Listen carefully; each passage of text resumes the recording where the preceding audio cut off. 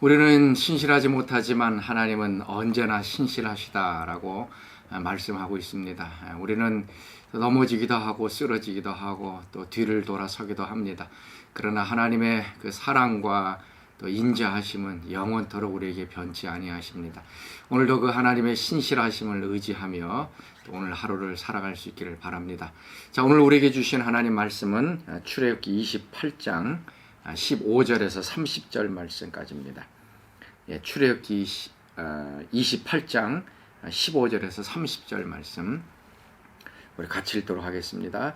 너는 판결 흉패를 에봇 짜는 방법으로 금실과 청색, 자색, 홍색실과 가늘게꼰 배실로 정교하게 짜서 만들되 길이와 너비가 한 뼘씩 두 겹으로 네모 반듯하게 하고 그것에 네 줄로 보석을 물리되 첫 줄은 홍보석, 황옥, 녹주옥이요 둘째 줄은 석류석, 남보석, 홍만호요 셋째 줄은 호박, 백만호, 자수정이요 넷째 줄은 녹보석, 홍만호, 벽옥으로 다 금태를 물릴지니 이 보석들은 이스라엘 아들들의 이름대로 12이라 보석마다 12지파에 한 이름씩 도장을 새기는 법으로 새기고 순금으로 노끈처럼 따은 사슬을 흉패 위에 붙이고 또 금고리 둘을 만들어 흉패 위 곧 흉패 두 끝에 그 두 고리를 달고 따은 두 금사슬로 흉패 두 끝 두 고리에 꿰어 매고 두 따은 사슬의 다른 두 끝을 에봇 앞 두 어깨바지에 금태에 매고 또 금고리 둘을 만들어 흉패 아래 양쪽과 안쪽 곧 에봇에 닿는 곳에 달고 또 금고리 둘을 만들어 에봇 앞 두 어깨바지 아래 매는 자리 가까운 쪽 곧 정교하게 짠 띠 위쪽에 달고 청색 끈으로 흉패고리와 에봇 고리에 꿰어 흉패로 정교하게 짠 에봇 띠 위에 붙여 떨어지지 않게 하라. 아론이 성소에 들어갈 때 이스라엘 아들들의 이름을 기록한 이 판결 흉패를 가슴에 붙여 여호와 앞에 영원한 기념을 삼을 것이라. 너는 우림과 둠빔을 판결 흉패 안에 넣어 아론이 여호와 앞에 들어갈 때에 그의 가슴에 붙이게 하라. 아론은 여호와 앞에서 이스라엘 자손의 흉패를 항상 그의 가슴에 붙일지니라. 아멘. 우리는 계속 그 대제사장의 옷에 대해서 우리가 말씀을 나누고 있습니다. 대제사장의 옷은 크게 이렇게 나눕니다. 에봇이 있고요. 에봇은 이제 조끼와 같다 그랬죠. 그 다음에 그 앞에 판결 흉패가 있습니다. 그리고 이제 속옷과 겉옷 그리고 머리에 쓰는 관 이렇게 구성이 되어 있습니다. 어제에 이어서 오늘 이 에봇의 모습을 이제 보여주고 있는데요. 어제는 그 호마노 둘을 가지고 어깨 위에다가 12지파의 이름을 6개씩 새겨서 어깨 위에 두라라고 말씀합니다.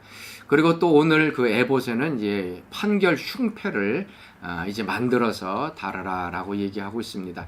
이 판결 흉패는 다른 것이 아니라 12지파의 이름대로 보석으로 12보석으로 만들어진 것입니다.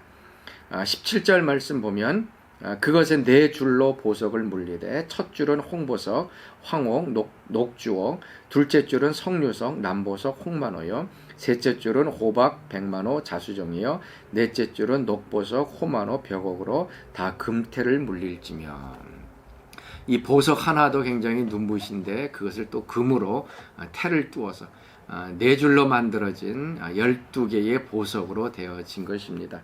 29절 말씀 보면 아론이 성소에 들어갈 때에 이스라엘 아들들의 이름을 기록한 이 판결 흉패를 가슴에 붙여 여호와 앞에 영원한 기념을 삼을 것이라. 그러니까 대제사장은 12지파를 구성된 이스라엘 전체를 대표하는 사람입니다. 그래서 지성소 안으로 들어갈 때 대제사장 가슴에는 12지파가 이제 품어져 있습니다. 그리고 어깨 위에도 12지파가 담겨져 있고요. 그래서 이 대제사장은 항상 12지파를 가슴에 품고 어깨에 메고 하나님 앞에 그 이스라엘 대신하여 이제 들어간다라고 하는 의미가 여기에 담겨져 있는 것입니다. 그런데 이 흉패의 이름을 이제 판결 흉패라고 이제 붙여지고 있습니다. 왜냐하면 30절 말씀에 너는 우림과 둠빔을 판결 흉패 안에 넣어 아론이 여호와 앞에 들어갈 때에 그의 가슴에 붙이게 하라라고 얘기합니다. 12개 보석으로 되어져 있고요. 또 그 뒤에는 우림과 둠빔이라고 하는 이 두 가지를 집어넣으라고 합니다. 문자적으로는 우림은 빛이라는 뜻이고 둠빔은 완전하다라고 하는 뜻입니다. 그러나 실질적으로 이 두 가지가 어떻게 사용되어졌는지는 우리는 잘 알지 못합니다. 그런데 분명한 것은 이것은 판결하는 것이다. 그러니까 하나님께 우리가 뜻을 물어서 하나님이 어떻게 말씀하시는지를 확인하는 그러한 역할을 하고 있는 것입니다.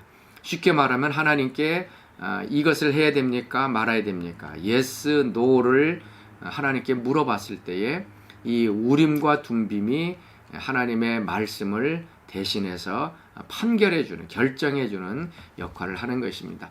그러니 이거 얼마나 중요한 것입니까?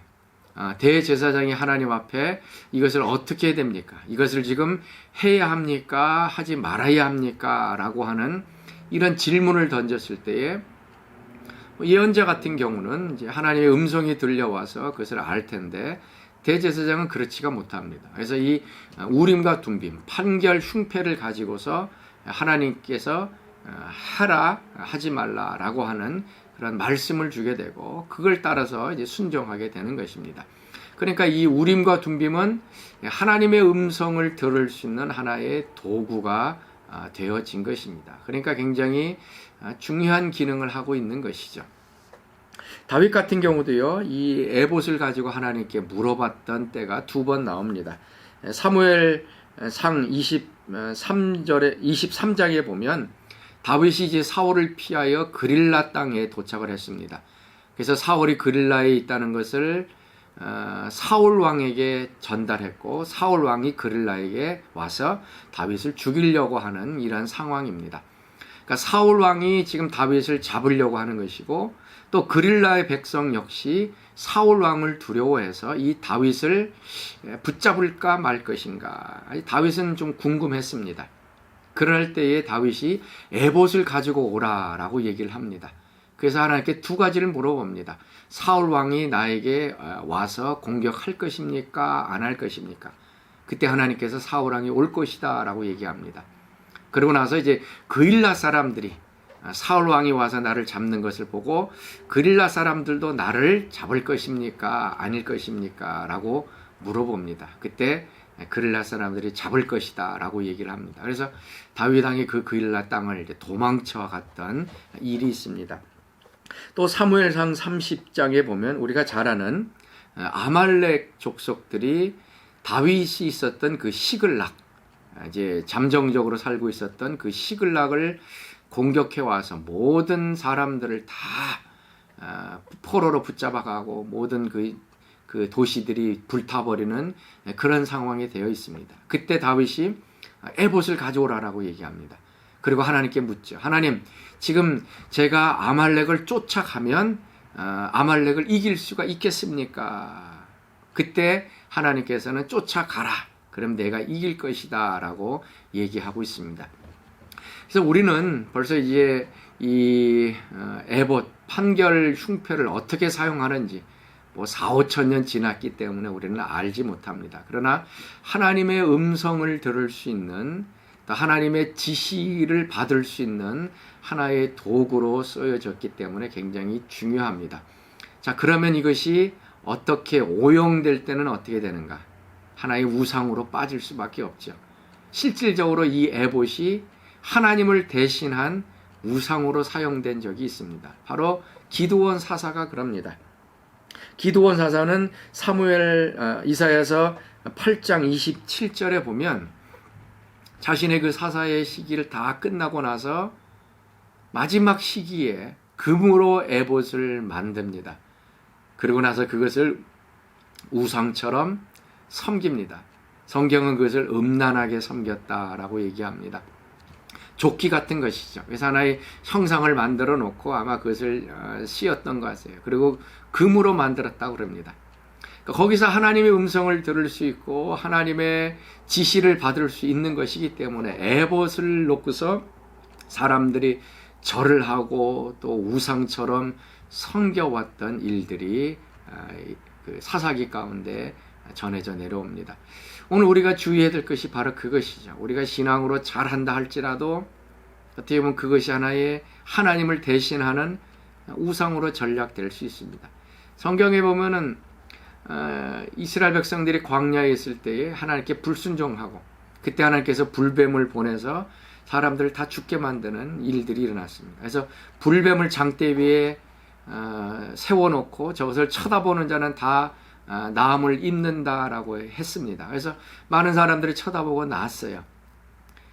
그 장대 위에 달렸던 이 불뱀 역시 이스라엘 백성들에게 신성한 것, 하나님을 대신한 것이 되어져 내려왔습니다. 그래서 성경에 보니까 히스기야 왕이 성전을 청결할 때에 바로 이 광야에서 놋뱀이 발견됐다고 합니다. 이 기간이 어느 정도입니까? 광야에서 히스기야 왕까지 사사시대 400년, 왕조시대 거의 한 400년 끝이죠. 한 700년 정도까지 이스라엘 백성들은 눈에 보이는 이런 것들을 섬기면서 우상으로 사용했던 것을 우리가 보게 되어집니다. 자, 사랑하는 성도 여러분, 우리가 하나님 앞에 물을 때에 질문할 때가 있습니다. 하나님 이렇게 해야 될까요? 저렇게 해야 될까요? 공식이 없습니다. 우림과 둠빔처럼 yes, no 이게 분명한 것이 없습니다. 그러나 우리는 어떤 한 공식을 가지고 그것을 우상 숭배하고 있습니다. 아닙니다. 우리는 하나님 앞에 나아가서요. 하나님과 더 시간을 많이 보내고 기도하고 또 하나님의 음성을 듣고 또 말씀을 보고 그러는 가운데서 하나님께서 인도해 주시는 그 음성을 듣는 것이 오늘 우리 신약 시대의 성도들입니다. 사랑하는 성도 여러분, 오늘 우리가 가야 할 길, 두 갈래 길, 세 갈래 길, 또 하나님께 물어봐야 할 일들이 많이 있습니다. 그때 하나님께서는 나의 양은 내 음성을 듣는다라고 말씀하고 있습니다. 우리 엉뚱한 것, 우상 같은 것들 우리가 섬기지 말고요. 하나님 앞에 더 나아가서 하나님의 음성을 듣고 목자가 인도하는 대로 우리는 양이기 때문에 그 인도함을 받아서 뒤를 따라갈 수 있는, 그래서 순종하는 우리들이 되었으면 좋겠습니다. 자, 우리 같이 기도하겠습니다. 하나님, 오늘 판결 흉패에 대해서 같이 말씀을 나눴습니다. 오늘도 말씀하신 하나님, 또 과거에는 이 판결 흉패를 통하여 하나님의 음성을 들려주었는데 오늘날에는 하나님께서 우리에게 말씀을 통하여 또 우리의 영을 통하여 또 말씀하시니 감사합니다. 오늘도 하나님의 음성에 귀 기울이게 하시고 목자 되신 하나님께서 원하시는 것을 잘 불변하며 또 하나님의 그 인도하심을 따라 살아가는 저들 되게 하여 주옵소서. 이제는 우리 주 예수 그리스도의 은혜와 하나님의 그 크신 사랑하심과 성령의 교통하심이 오늘 새벽 말씀에 참여한 사랑하는 성도들 가운데 지금부터 영원토록 함께 하시기를 간절히 축원하옵나이다.